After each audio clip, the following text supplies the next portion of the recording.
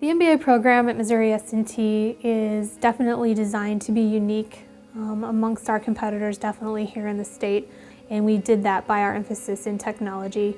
And as industry standards and trends are changing, things like ERP are definitely still in use. Human-computer interaction developed, and we're still using things like that to study websites and web design.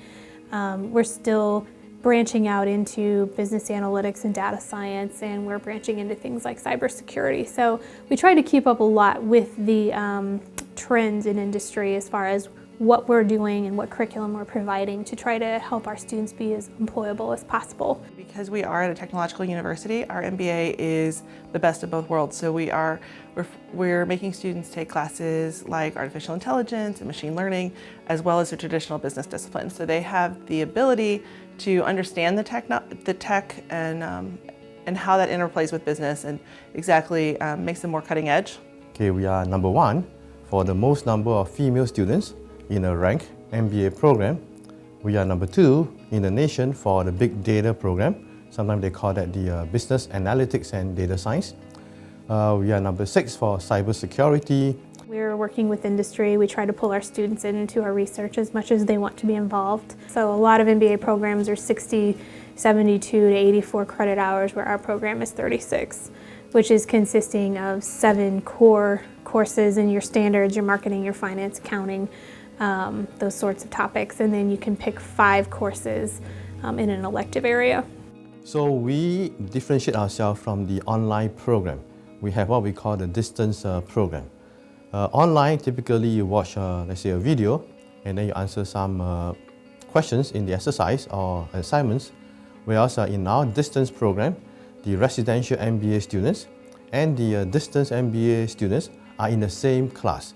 And so students that are in the distance, whether you're in a foreign country or in another state in the United States, you can join in either live and participate, so you get the same in-class interaction, or you can watch the recorded lectures after work. Students generally like the fact that the classes are fairly small. Our classes, we might have 10 students in class and another 10 or 12 online, and that dynamic of working with working professionals and then students that have come straight from their undergrad and maybe don't have working experience yet, the combination is really powerful. And they can just ask questions, and there are microphones all over the classroom, so it comes through the class just as if a student in class was talking. So they would have the flexibility of being able to ask a question in real time and not just get an answer from me, but maybe even get an answer from another student.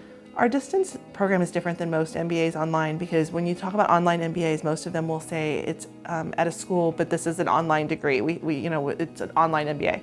Ours is different because we don't have that distinction. You get a degree from Missouri S&T, and there is no distinction about it's Missouri S&T online. And the flexibility of that is awesome, because it also means that a student can start taking classes here, and then say they get a really great job and they have to move, they can finish up their classes online. Graduate certificates serve a couple purposes with the MBA program. First of all, you can use it as a segue or an entryway into the MBA program. There's a lot of working professionals that have been out of school for 5 to 10 years, and the thought of going back to graduate school is a little bit mortifying.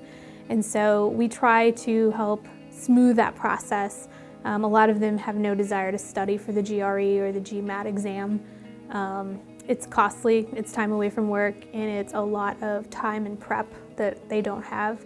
And so the certificate programs can be applied for, and once you're admitted, as long as you complete those 4 courses required to get a graduate certificate in our department, then you can be admitted to the MBA program if you receive a score of B or better in those 4 courses. And that waives the GMAT or GRE requirement. Other advantages is that it's a standalone certificate. So if maybe you already have a master's degree, or you're working and you don't have time for the full 12 credit hours, you can come back for just 4 classes in a particular area to retool yourself. As a matter of fact, I just got some phone calls from finance professionals who are looking to do the FinTech degree. They already know finance, but they want the more tech side of it, and they're coming back for those 4 classes. So we have quite a number of graduate certificates. We have a certificate in artificial intelligence, machine learning and automation in business. We have certificate in big data, cybersecurity, electronic commerce, entrepreneurship, financial technology. The most popular one in the MBA is our Management and Leadership Certificate. So many of our MBA students are working professionals who are, many of them are engineers actually from this campus in many cases, who are being asked by their employers to manage people, and maybe that is not that's not what they were trained to do. So they're coming back and they're getting their MBA and they're specializing in management and leadership because that is a skill set that they're trying to brush up on. Faculty here at S&T are rooting for you, and so I think that the first step is just making sure that you get that application in, and for sure reach out to any of the faculty in the department or a graduate director if you have any questions about a particular certificate. If you think you might be interested and you're not sure, reach out. So we have myself, I am one of the coordinators of the program currently, and there are a lot of other faculty members who have worked in that capacity. We rotate, and so I think there are a lot of faculty that can answer those questions. The biggest thing I think is students look online for information, and while that's great, and I'm so glad that we are able to provide that information online, there's nothing more reassuring than calling a faculty member up and having them answer your questions. And so for a student that might want to do an MBA but is not sure, my best advice is to just ask the questions.